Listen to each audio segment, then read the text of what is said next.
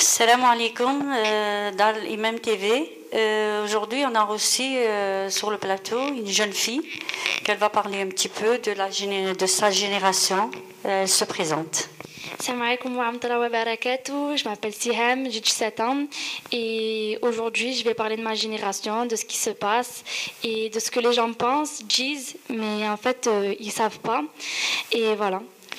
Alors la question c'est que avant que vous portiez le djilbab, j'aimerais bien savoir comment ça s'est passé, je pense comment vous avez changé pour mettre le djilbab. Ma motivation. La motivation de votre... D'accord.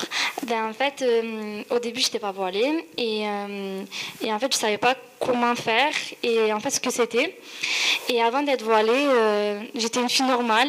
Je m'habillais, enfin normale, j'étais une fille qui sortait, qui m'habillait, on va dire, normale, une fille basique.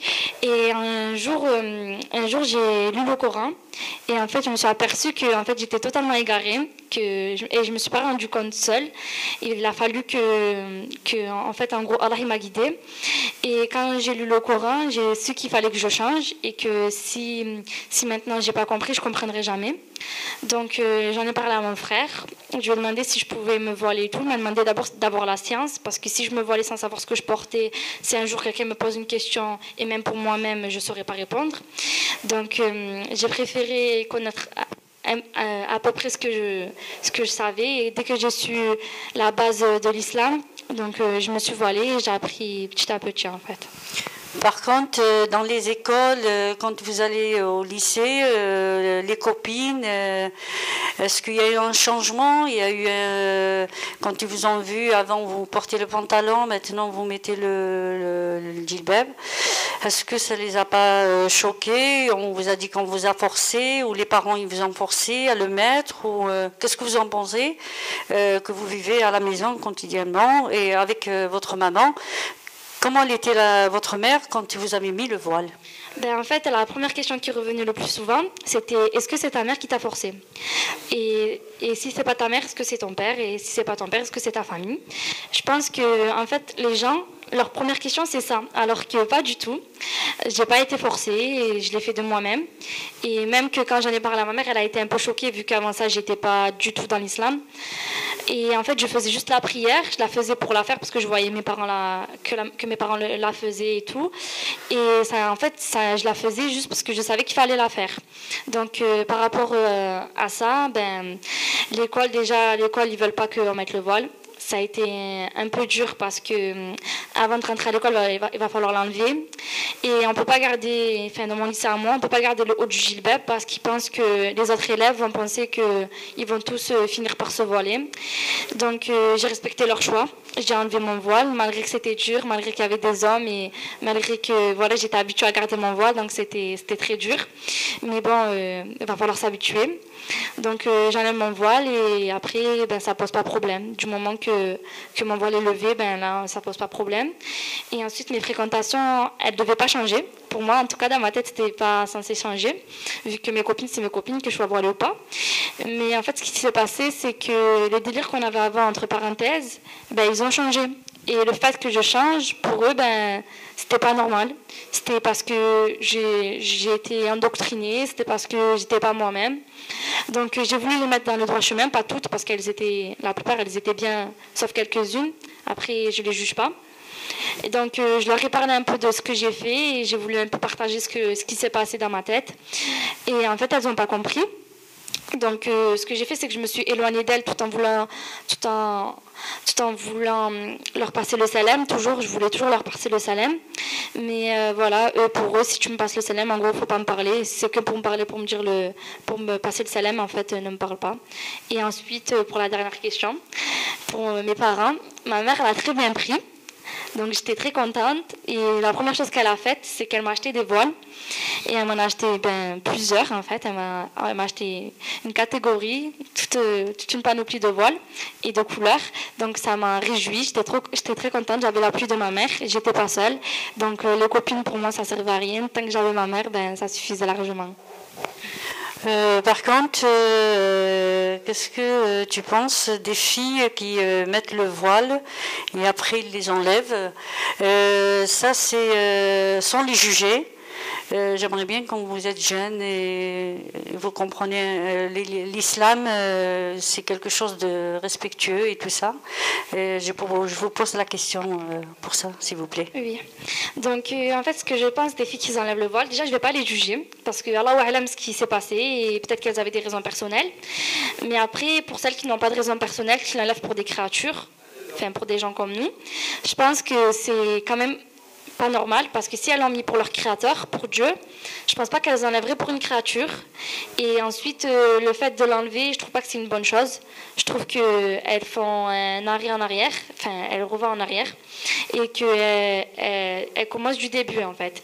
Elle était bien partie, pour moi c'est des sœurs et tout, je comprends pas pourquoi elles enlèvent le voile, surtout si avant ça c'était des sœurs très bien dans la religion droite, c'est pour l'enlever, je comprends pas en fait. En fait moi je serais pas capable de l'enlever vu que je l'ai mis, c'est pas pour jouer en fait. Si on le met c'est définitif et on sait qu'on sera droit dans l'islam et que nos enfants aussi, Inch'Allah. Aussi, j'ai écouté la conversation, Masha'Allah.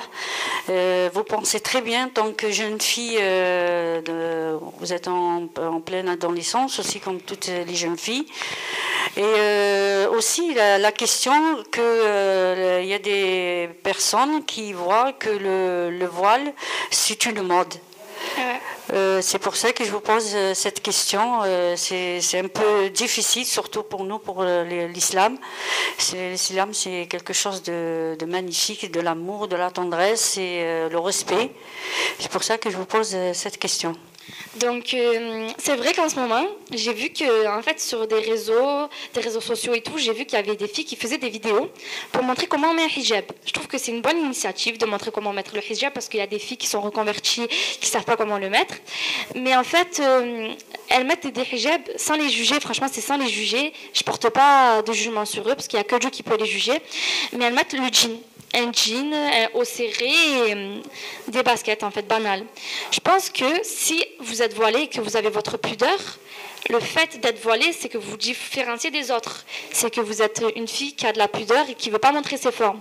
Et si vous ne voulez pas attirer l'œil d'un homme ou l'œil des gens, je pense que mettre un jean, ça ne sera pas votre avantage. La première chose qu'ils vont regarder, c'est vos formes et pas vos cheveux.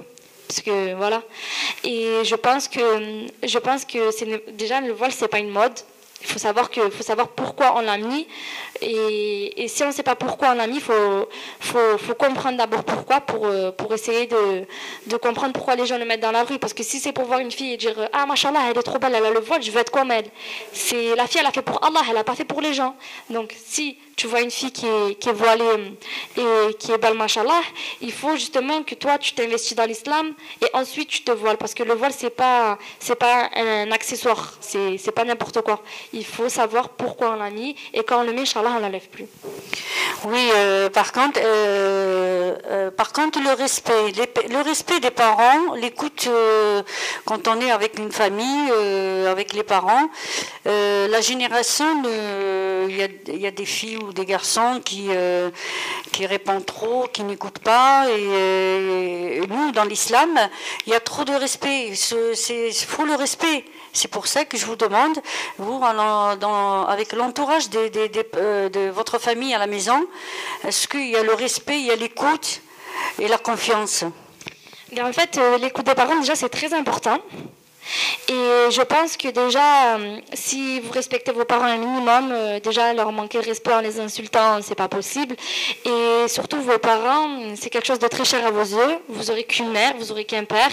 Donc déjà dans l'islam, c'est très respecté. Les parents sont très respectés. Donc moi, en tant que musulmane, alhamdoulilah, avec mes parents, ça va très bien. Et en tout cas, je fais en sorte que ça va bien. Et même si des fois, il y a des tensions, je sais que ma mère, qui est très investie dans l'islam et qui pratique beaucoup sa religion, qui lit le Coran et tout, quand ça va pas, je sais qu'elle va prendre un livre de Coran, elle va essayer d'apaiser les choses au lieu d'engager une discussion et un débat qui va jamais finir et qui va sûrement finir avec quelque chose de mal.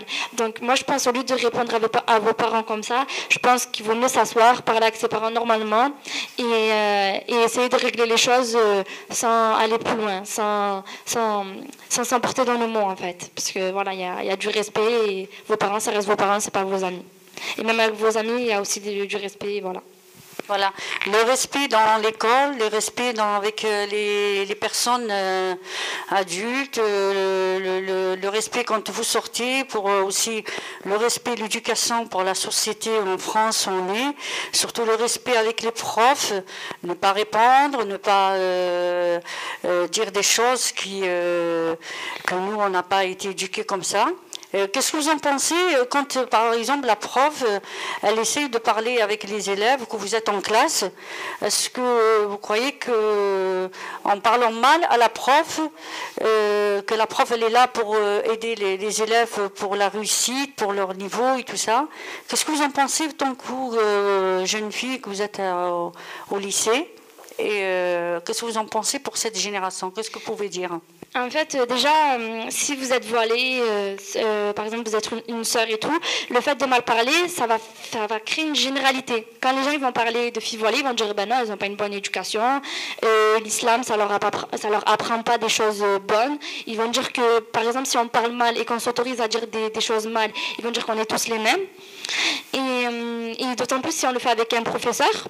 Si par exemple un professeur qui vous a vu dehors avec le voile, le hijab, le niqab, le sitar et tout ce que vous avez, si par exemple en cours il vous pose une question et que vous répondez mal ou un propos déplacé, le prof il va dire je préfère les élèves normaux que les filles voilées ramènent que des problèmes, alors que pas du tout. Et même en étant pas voilée mais musulmane, je pense qu'aussi il faut avoir du respect déjà pour soi-même et montrer une bonne image de soi et faire en sorte qu'on voit que vous avez une bonne éducation tout en étant voilé ou pas. Et par contre, pour votre maman, ça se passe bien à la maison, le dialogue. Est-ce que ta maman elle est dans la religion, elle pratique, elle fait la prière, elle te donne un bon exemple. Qu'est-ce que tu en penses quand tu es à la maison, tu rentres, quand ta maman elle rentre du travail, qu'est-ce qu'elle fait? Ben en fait, ma mère, elle était déjà dans la religion. Et le fait qu'elle soit dans la religion, on va dire que ça m'a apporté un plus. Parce que je savais que, alhamdoulilah, comme je suis née dans une famille musulmane, que si j'allais me voiler, ça ne poserait pas problème. Tandis qu'aujourd'hui, il y a des filles qui sont, en fait, pas d'une famille musulmane, mais quand elles portent le voile, ça pose problème. Les parents ne sont pas d'accord. Et ça part en bagarre. C'est pas ce qu'il faut. C'est pas jusqu'à là qu'il faut aller. Et en fait, moi, ma mère, dès qu'elle rentre du travail, elle prend un Coran, elle s'assoit, elle lit jusqu'à être épuisée, jusqu'à dormir. Et justement, ce qu'elle fait, à moi, ça m'a apporté un plus. Ça m'a apporté, en fait, je pense que toutes les mamans musulmanes veulent que leurs enfants réussissent et sont bien à l'islam. Et après, Inch'Allah, ils vont au paradis. Ma mère, la première chose qu'elle a faite, c'est pour toute ma famille, pour garçons, filles, elle voulait faire en sorte que tout le monde soit dans la religion, qu'on ne soit pas parfait, mais qu'on connaisse les bases, qu'on connaisse ce que c'est l'islam. Et voilà, en tout cas, moi je sais que ma mère, elle a tout fait pour que je sois dans l'islam. Et après, sans me forcer, elle savait que, après, Inch'Allah, Dieu allait me guider, et c'est ce qui s'est passé, donc je peux que dire alhamdoulilah. Mais par contre, on dit quand on porte le voile, ça empêche la personne de réussir, de vivre, de sortir et de pas être normal comme une personne qui porte pas le voile. Qu'est-ce que vous en pensez? Moi, ce que j'en pense, c'est que c'est faux. Déjà, c'est faux parce qu'on peut vivre tout en étant voilé. Et en fait, moi, je pense que les gens qui disent qu'on ne peut pas réussir avec le voile, il y a des gens qui ne sont pas voilés et qui ne réussissent pas. Donc, dire ça, pour moi, c'est faux. Et en tout cas, quand on est voilé, on vit. Personnellement, alhamdoulilah, je sors toujours avec des copines, mais d'autres copines. On sort, on mange une glace comme des gens normaux. Mais on essaye de ne pas se faire remarquer, de faire en sorte que les gens ne disent pas oui, elle était comme ça, elle était comme ça. Et on va au cinéma, on vit, on est comme les autres. Et pour tout ce qui est école et tout, on révise à la maison, on est toutes normales et on fait tous en sorte de réussir dans notre vie pour nous et ainsi pour nos parents. Oui, voilà, j'ai écouté. Franchement, vous êtes bien élevé, masha'Allah. Vous avez répondu à toutes les questions et j'espère que les enfants, les jeunes filles qui sont à l'écoute et qui ont vu cette émission, j'espère qu'ils vont écouter avec cœur et amour. Et Inch'Allah, il va nous aider, il va vous aider dans vos études, dans les démarches. Et j'espère aussi, qu'est-ce que vous pensez leur dire à ces jeunes filles avant qu'on finisse l'émission de parler Ouais, le mot de la fin. Le mot de la fin. Voilà, en fait, pour les filles qui sont voilées, en tout cas, moi, je vous encourage parce que c'est très bien ce que vous faites.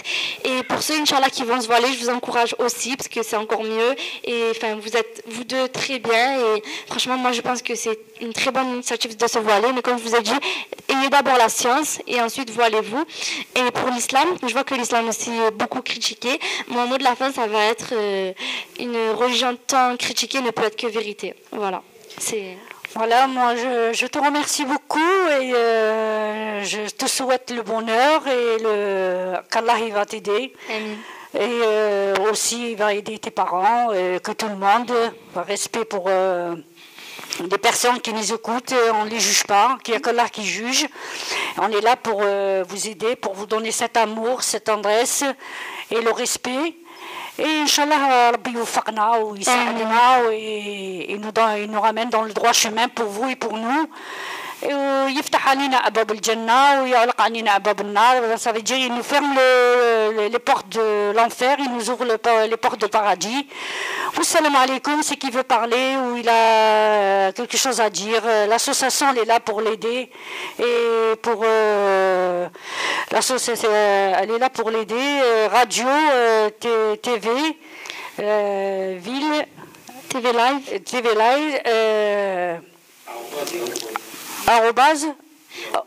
Radio TV Live @yahoo.fr si vous voulez poser des questions. Voilà. Salam alaikum et à bientôt, Inch'Allah. Alaykoum salam.